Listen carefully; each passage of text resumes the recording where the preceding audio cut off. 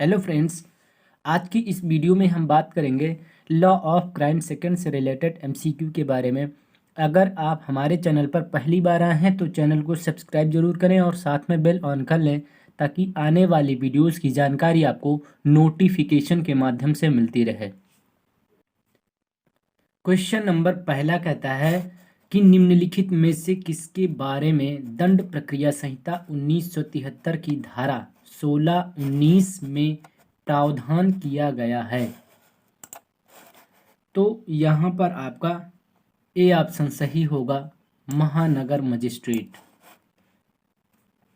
Question number दूसरा, इनमें से कौन किसी प्रथम वर्ग न्यायिक मजिस्ट्रेट को अपर मुख्य न्यायिक मजिस्ट्रेट नियुक्त कर सकता है? तो यहाँ पर आपका ए ऑप्शन सही होगा, उच्च न्यायालय। क्वेश्चन नंबर 3 कहता है कि दंड प्रक्रिया संहिता 1973 के अनुसार न्यायालयों की स्थापना कौन कर सकता है? तो यहाँ पर ए ऑप्शन सही होगा, राज्य सरकार। क्वेश्चन नंबर 4 कहता है कि दंड प्रक्रिया संहिता 1973 की किस धारा में यह प्रावधान है कि मुख्य महानगर मजिस्ट्रेट के न्यायालय को मुख्य न्यायिक मजिस्ट्रेट की शक्तियां और महानगर मजिस्ट्रेट के न्यायालय को प्रथम वर्ग मजिस्ट्रेट की शक्तियां प्राप्त होंगी? तो क्वेश्चन नंबर 4 में यहाँ आपका बी ऑप्शन सही होगा, धारा 29(4) में। क्वेश्चन नंबर 5 की बात करेंगे। क्वेश्चन नंबर 5 कहता है दंड प्रक्रिया संहिता भारतीय संविधान के किस सूची का विषय है? तो यहाँ पर आपका सी ऑप्शन सही होगा, समवर्ती सूची। क्वेश्चन नंबर 6, भारत के संविधान के किस भाग में राज्य के नीति निर्देशक सिद्धांतों का वर्णन किया गया है? तो यहाँ पर आपका सी ऑप्शन सही होगा, भाग 4 में। क्वेश्चन नंबर 7, दंड प्रक्रिया संहिता 1973 में किस दंडाधिकारी की व्यवस्था कार्यपालिका और न्यायपालिका को पृथक किए जाने की नीति को कार्यान्वित किए जाने के उद्देश्य से की गई? तो यहाँ पर आपका सी ऑप्शन सही होगा, ए और बी दोनों की। क्वेश्चन नंबर 8, न्यायिक मजिस्ट्रेट के न्यायालय में निम्नलिखित में से कौन सम्मिलित है? तो यहाँ पर आपका डी ऑप्शन सही होगा, ये सभी। क्वेश्चन नंबर 9 की बात करेंगे।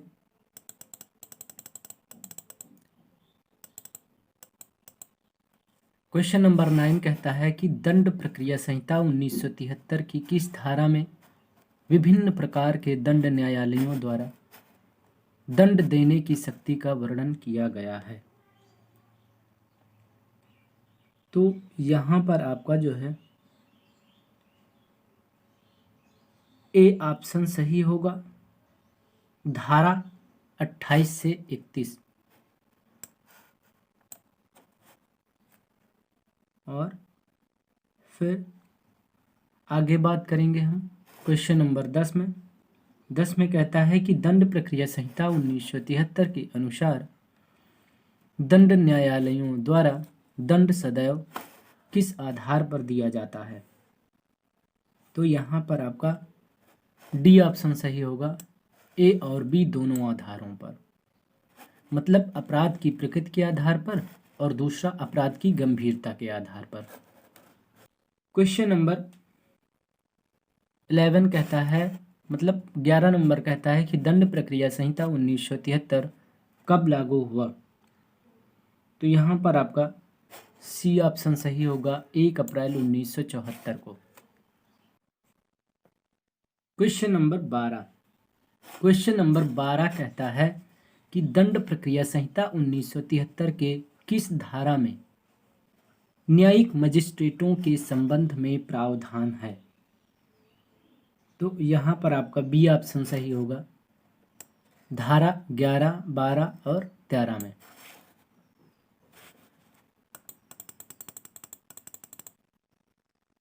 क्वेश्चन नंबर 13 कहता है कि प्रथम वर्ग का न्यायिक मजिस्ट्रेट कितने वर्ष तक के कारावास का दंडादेश दे सकता है? तो यहाँ पर आपका ए ऑप्शन सही होगा, 3 वर्ष। क्वेश्चन नंबर 14 कहता है कि दंड प्रक्रिया संहिता 1973 में जमानती और गैर जमानती अपराधों का वर्गीकरण इनमें से किसके अंतर्गत किया गया है? तो यहाँ पर आपका ए ऑप्शन सही होगा, दंड प्रक्रिया संहिता 1973 की प्रथम अनुसूची में। क्वेश्चन नंबर 15 कहता है कि भारतीय संविधान के भाग 4 के किस अनुच्छेद में कार्यपालिका और न्यायपालिका को पृथक रखे जाने की नीति का उल्लेख किया गया है? तो यहाँ पर आपका क्वेश्चन नंबर 15 में आपका यहाँ पर बी ऑप्शन सही होगा, अनुच्छेद 50 में।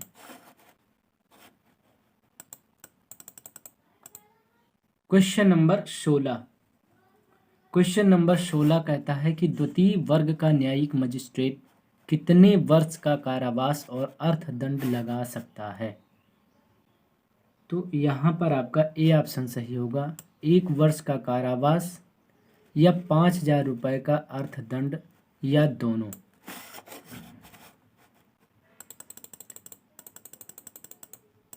क्वेश्चन नंबर 17, दंड प्रक्रिया संहिता 1973 की किस धारा में असंज्ञेय अपराध को परिभाषित किया गया है? तो यहाँ पर आपका बी ऑप्शन सही होगा, धारा 2 में। क्वेश्चन नंबर 18, दंड प्रक्रिया संहिता 1973 की किस धारा में संज्ञेय अपराध को परिभाषित किया गया है? तो यहाँ पर आपका सी ऑप्शन सही होगा, धारा 2 में। क्वेश्चन नंबर 19 कहता है कि निम्नलिखित में किस अपराध के लिए पुलिस वारंट के बिना गिरफ्तार कर सकती है? तो यहाँ पर आपका ए ऑप्शन सही होगा, संज्ञेय अपराध के लिए।